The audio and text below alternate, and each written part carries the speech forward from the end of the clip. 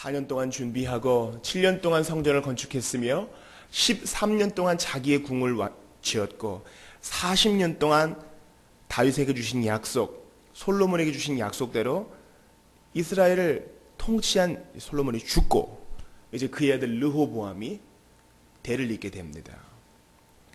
우리가 역대하에 나와 있지 않지만 열왕기상을 보면 르호보암이 41세에 왕이 되었다 이렇게 되어 있습니다. 41세. 솔로몬의 통치 기간은 40년이었고요. 그러면 이제 솔로몬이 갓 태어난 아기의 기쁨을 누리고 있을 때 왕이 되어 기름 부음을 받았고, 솔로몬은 노단으로 달려가 노 제단에서 하나님 앞에 일천번제를 드리며 주의 뜻을 구하였던 것입니다. 그런데 본문에 보면, 그리고 열왕기상을 보면 르호보암이 당연히 왕이 된 것, 또 그 사이에 하나님이 세워주신 것을 인정하는 모습이 전혀 보이지가 않아요. 르호보암은 자기 할아버지 다윗처럼, 자기 아버지 솔로몬처럼 하나님 앞에 가까이 나아가는 모습이 없었던 것입니다. 우리가 그 조짐을 어디에서부터 볼 수 있느냐? 솔로몬에게서 볼 수 있습니다. 다윗의 유언은 뭡니까? 또 여호수아의, 모세의 유언은 뭡니까? 하나님의 말씀, 모세의 율법, 장세기, 레위기, 그죠? 민수기, 신명기, 출애굽기 이르기까지 하나님께서 주신 말씀을 절대 떠나지 말아라. 그것을 잘 연구해라. 근데 솔로몬부터 그것이 없어요. 그리고 말년에 가서 솔로몬이 회한의 눈물을 지으며 후회합니다. 그리고 르호보암은 완전히 이제 그런 모습이 없어집니다. 하나님 앞에서 감사의 예배를 드리는 것도 없고 위대한 기도를 드리는 것도 없고 어려움 없이 자란 41년이었습니다. 이제 어려움이 시작되는 그 이후에 시작이 됩니다. 오늘 본문의 1절 보세요. 르호보암이 세겜으로 갔으니, 이 세겜은 어디입니까? 이 세겜은 이스라엘에서 예루살렘 다음으로 중요한 지역이에요. 여기에서 여호수아가 중요한 결정을 내립니다. 모세의 언약을 갱신하고 다시 한번 언약 공동체로 서기로 작정을 하지요. 이 세겜에서 중요한 일들을 많이 결정했습니다. 거의 북쪽 이스라엘의 수도다라고 할 만큼 아주 중요한 곳이었던 것이죠. 그런데 르호보암이 세겜으로 갔다 그랬어요. 그 이유가 뭡니까? 그 뒤에 나오죠. 이는, 그 이유가 온 이스라엘이 그를 왕으로 삼고자 하여 세겜에 이르렀음이더라. 그들에게 인정받기를 원했습니다. 사실 다윗도 기름 부음을 2번 받지 않았습니까? 왜 그랬어요? 처음에는 사무엘에게 신분적으로 왕임을 기름 부음 받았고, 나중에는 사울의 죽음 이후에 실질적인 지도자로서 백성들에게 또 기름 부음을 받습니다. 사울도 마찬가지고요. 사울도 하나님 앞에서 인정받으니까 백성들에게 인기가 좋아지고 나서 백성들에게 공적으로 인정을 받죠. 다윗도 마찬가지입니다. 솔로몬도 마찬가지죠. 온 이스라엘이 하나님 앞에서 그를 존경했습니다. 따라서 왕은 온 백성들 앞에서 신임을 얻어야 될, 분명 혈통적으로 왕이지만 그것을 해결하기 위해서 북쪽으로 올라간 것입니다. 그런데 뭔가 좀 석연치 않은 구석이 있어요. 사무엘하 5장 1절에 보면, 그때까지는 아직 다윗이 예루살렘 성을 정복하지 않았을 때였습니다. 헤브론에 다윗의 중심지가 있었습니다. 거기에 이제 사울의 죽음 이후에 온 지파의 두목들이, 지도자들이 다윗에게 옵니다. 그래서 우리는 이제 당신에게 순종하겠습니다, 이렇게 얘기해요. 왜 그렇습니까? 보고 들은 게 있기 때문에. 하나님께서 다윗과 함께 하시는구나. 하나님께서 다윗을 지켜주시는구나. 실질적인 우리의 왕이십니다. 근데 지금은 뭔가 달라요. 왕이 직접 갑니다. 날 좀 뽑아줘. 나 좀 인정해줘. 이런 처음부터 약간 석연치 않은 구석이 있는 것이에요. 만약에 명망 좋은 왕이, 이때부터 이미 백성들 사이에서는 이렇게 좀 안 좋은 불신의 풍조가 있었습니다. 왜 그렇습니까? 우리가 본문 한번 2절을 보겠습니다. 느바세 아들 여로보암이 전에 솔로몬 왕의 낯을 피하여 애굽으로 도망하여 있었더니 이 일을 듣고 여로보암이 애굽에서부터 돌아오매. 느바세 아들 여로보암은 그 세겜에서 에브라임 족속의 그 감독관이었어요. 그들에게 일을 시키고 세금을 걷는 그런 감독관이었단 말이에요. 근데 아히야라는 선지자가 12조각으로 옷을 찢으면서 당신이 나중에 북이스라엘을 다스리게 될 것이다, 이런 예언을 하니까 지금 솔로몬의 왕가가 있는데 또 지도자가 나온다 그러니까 죽을까봐 애굽에 도망가 있었습니다. 그런데 솔로몬의 죽음을 듣고 이제 올라온 거예요. 난 선지자의 예언대로 왕이 될 거니까. 벌써부터 이 여로보암의 의도가 안 좋은 거예요. 이제 순서를 밟는 거죠. 그런데 솔로몬 왕의 낯을 피하여 애굽으로 도망하여 있었더니 이 일을 듣고 여로보암이 애굽에서부터 돌아오매. 여로보암은 감독관으로서 알고 있었습니다. 여러분, 우리나라를 비롯해서 이웃나라 일본, 이런 얘기가 있지 않습니까? 나라는 부자인데 국민은 가난하다. 그런 나라가 꽤 있습니다. 이스라엘이 솔로몬 통치 말년에 이랬던 것 같아요. 분명히 대외적으로는 부자인데 백성들은 안에서 비참해. 그죠? 사실 왕을 요구한 것도 백성들이었는데요. 행복해지려고 왕 뽑은 거 아니에요? 하나님은 그렇게 말리셨건만. 그리고 그들은 이미 그 조상 때 430년 동안 애굽에서 노예 생활을 했어요. 거기서 뭐 했습니까? 건축했어요. 건축. 피라미드 만들고. 지금도 학자들이 궁금해 하잖아요. 어떻게 그 큰 돌을, 사막을 가로질러서 이집트까지 가져왔을까? 그때 이제 이집트 사람들이 도구를 썼다 그러잖아요. 처음에 통나무를 썼다가 나중에는 모래 위를 썰매처럼 이용해가지고 무거운 돌을 가져오고 430년 동안 건축하고 노역했는데 세상에 출애굽한 다음에 이스라엘 약속의 땅에 들어와서도 사실 우리끼리 있다 뿐이지 왕의 종이 돼서 계속 건축만 하는 거예요. 이 일을 안 여로보암은 지금 이 세금 문제, 노역 문제로 르호보암과 단판을 지은 겁니다. 처음부터 갈라질 마음이 있는 거예요. 3절 보세요. 무리가 사람을 보내어 그를 불렀더라.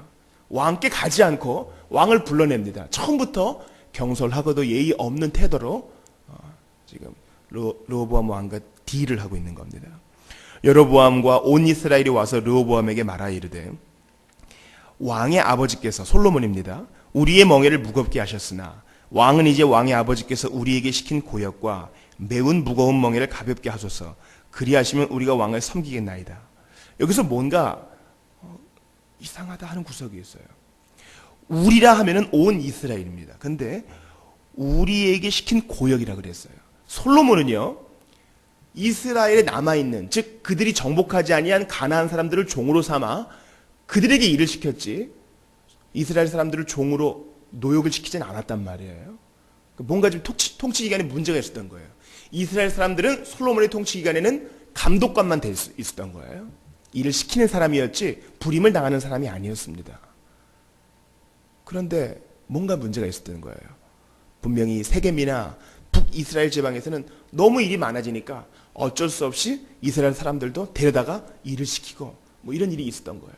불만이 가중되었습니다. 솔로몬은 그것을 해결하지 못한 채 죽은 것이었어요. 그래서 좀 문제가 다 있습니다. 처음부터 반영을 하려고 했던 여로보암도 문제가 있고, 선왕의 문제, 아버지 솔로몬의 문제를 알고도 해결하지 않았던 르호보암과 그 윗대의 왕도 문제가 있는 거예요. 둘 다 문제가 있습니다. 여러분, 손뼉도 이렇게 부딪혀야 소리가 나잖아요. 저는 이렇게 이 계기로 남북 이스라엘이 갈린 것을 보면서 우리나라가 독립 이후에 얼마나 많은 이전 투구가 있었습니까? 이미 그때 일제 말기에 1940년대부터 일본은 질 줄 알았습니다. 질 줄 알았어요.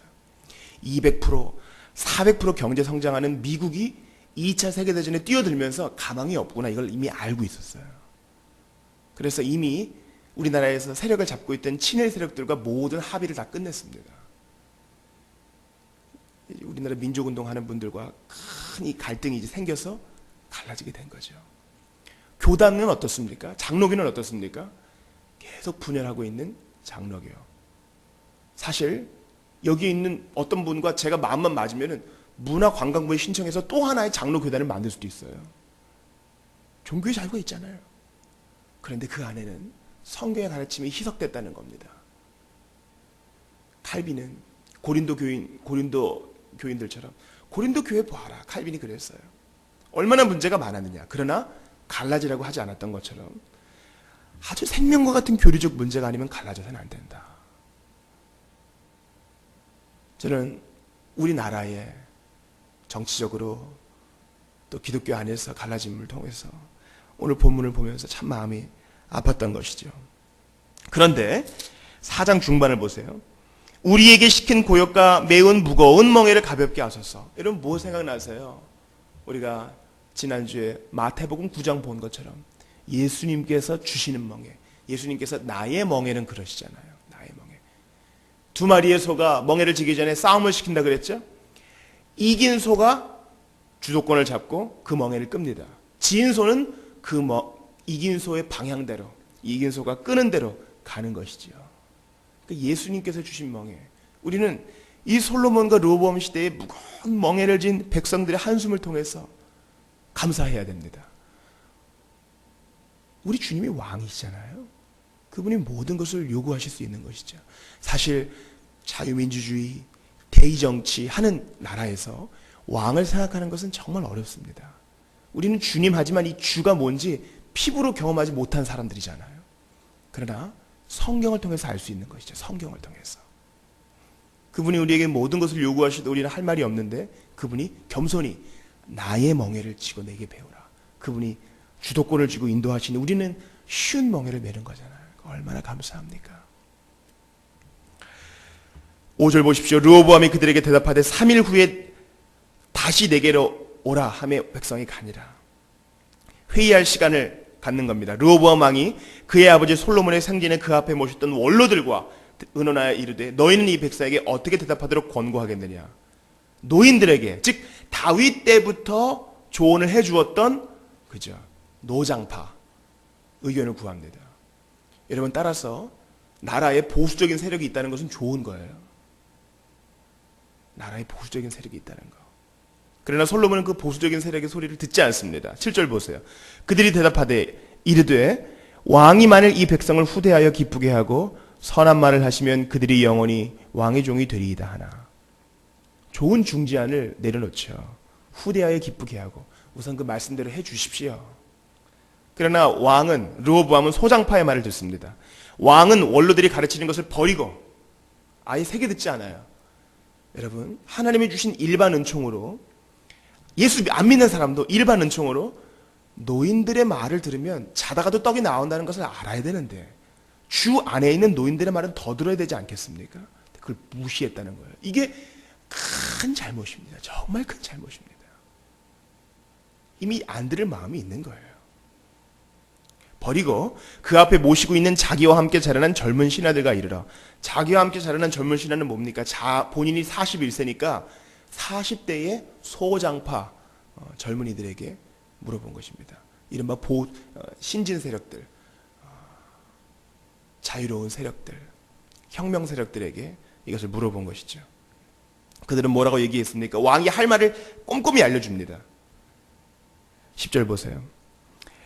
왕의 아버지께서 우리의 멍에를 무겁게 하셨으나 왕은 우리를 위하여 가볍게 하라 했은즉 왕은 대답하시기를 내 새끼손가락이 내 아버지의 허리보다 굵으니 내가 우리 아버지보다 솔로몬보다 더 강하다. 11절 보세요. 내 아버지가 너희에게 무거운 멍에를 매게 하였으나 이제 나는 너희의 멍에를 더욱 무겁게 할지라. 왕이시여, 수구리시면 안 됩니다. 더 강하게 나가셔서 왕 앞에 누가 감히 이렇게 대항하느냐. 처음부터 시작을 제대로 하셔야지. 주도권 싸움에서 승리하셔야지. 처음부터 이렇게 숙여나가시면 나라 못 다스리십니다. 마치 신혼부부가 주도권을 잡기 위해서 처음에 갈등을 겪는 것처럼. 결국 르호보암은 이 말을 듣다가 나라가 갈라지고 맙니다. 여러분, 여기서 먼저 우리는 과연 누구 말을 들을 것이냐, 이 문제가 생깁니다. 누구 말을 들을 것이냐. 르호보암은 젊은 사람들 말을 듣기로 아예 작정을 해버렸습니다. 그러나 내 마음의 경향이 그리로 간다 할지라도 주님 앞에서 겸손히 자신을 돌아보면서 모든 이야기를 듣고 그저 어려운 경험이에요. 마음이 아프죠. 내가 비판당하는 것 같고. 그러나 두 이야기를 다 듣고 그 다음에 결론을 내려야 되는 것이지, 마음의 경향성대로 그냥 가버린 것입니다. 우리가 이사야 말씀 들을 때 기묘라 모사라 노래도 있잖아요. 이 기묘라 모사라는 기가 막힌 조언자, 원더풀 카운셀러라는 뜻입니다. 우리 주님이 기가 막힌, 요즘 젊은이들이 쓰는 말로 멘토라는 것이에요. 우리 주님이 주시는 말씀은 때로는 늙은 이 다윗 시대에 생전에 그 앞에 모셨던 원로들처럼 쓰디쓴 말씀을 주시긴 해요. 우리로 하여금 우리 잘못을 직시하게 만들죠. 뭐가 잘못되고 뭐가 냄새나고 뭐가 음흉한 건지 다 알려주죠. 나는 그걸 지킬 마음이 없어요. 그럼에도 주님은 그렇게 우리를 직시하게 해주십니다. 또한 젊은이들처럼 새로운 살 길도 이렇게 허락해 주시는 것이죠. 우리 주님은 정말 좋은 상담자이십니다. 만약에 르호보암이 사람 앞에 묻기 전 자기의 할아버지 다윗처럼 아버지 솔로몬처럼 납작 엎드려서 기도하는 것을 배웠더라면 이스라엘의 분열은 없었을 것입니다. 여러분, 오늘은 1858년 1월 21일, 바로 오늘 허드슨 테일러가 중국에서 결혼을 했습니다. 이게 무슨 이 상남가랑 모사랑 누구의 말을 듣는 것과 상관이 있느냐? 그가 마리아 다이어라는 여인과 결혼할 때 주위에서 모두 반대를 했던 거예요. 그러니까 저 결혼할까요? 안 돼. 누구의 말을 들을 것인가? 그들의 말을 들었으면 허드슨 테일러는 결혼도 못했겠지요. 주위에 있는 사람들이 허드슨 테일러는 공부도 다 마치지 못했어, 의사 면허도 없어, 부족해, 경솔해, 구두방 출신이야, 안 좋은 얘기만 하는 겁니다. 그러나 그 여인은 하나님 말씀을 듣고 영원한 것을 위해 자신을 건 것이지요. 잘 아시는 대로 허드슨 테일러가 영국에 있을 때 우리 중국에 가야 됩니다. 그러니까 늙으마한 원로 목사님이 청년 자리에 앉게나 하나님이 원하시면 반드시 믿을 사람은 믿게 될 테니까 그렇게 일어나서 호들갑 떨지 말게나. 윌리엄 캐리에게도 그랬고 허드슨 테일러에게도 그랬습니다. 그러나 허드슨 테일러는 주변의 말 듣지 않고, 주변에 그렇게 안 좋은 사람들 말 듣지 않고 주님의 말씀을 들었던 것이죠. 우리는 누구의 말을 들을 것이냐? 사람의 말을 통해서 내가 마음에 확정 지은 것을 확인받고 싶어 하잖아요. 그러지 말고 모든 것을 내려놓고 하나님 말씀에 모든 것을 내려놓아야 됩니다. 우리는 여기에서 15절 말씀 우리가 읽지 않았, 내일은 이걸 안 볼 테니까 하나만 짚겠습니다. 15절 보세요. 왕이 이같이, 같이 봅니다. 왕이 이같이 백성의 말을 듣지 아니하였으니 이 일은 하나님께로 말미암아 난 것이라. 세상에 이 모든 일의 배후에 누가 계시다는 거예요? 하나님이 계시다는 거예요. 여러분, 이 문제를, 너무 중요한 문제이기 때문에 잠깐 짚어야 되겠어요. 여러분, 가룟 유다가 예수님을 팔았어요? 누구에게 잘못이 있어요? 가룟 유다가 잘못이 있어요. 그가 택한 것이에요. 그가, 하나님이 그를 태엽 감아서 조종한 것이 아니에요. 그가 그것을 미워했고 예수님께 실망을 했고 그가 찾아갔고 그가 돈을 받은 것입니다. 하나님이 그의 의지에 어떤 영향도 주지 않았다고요.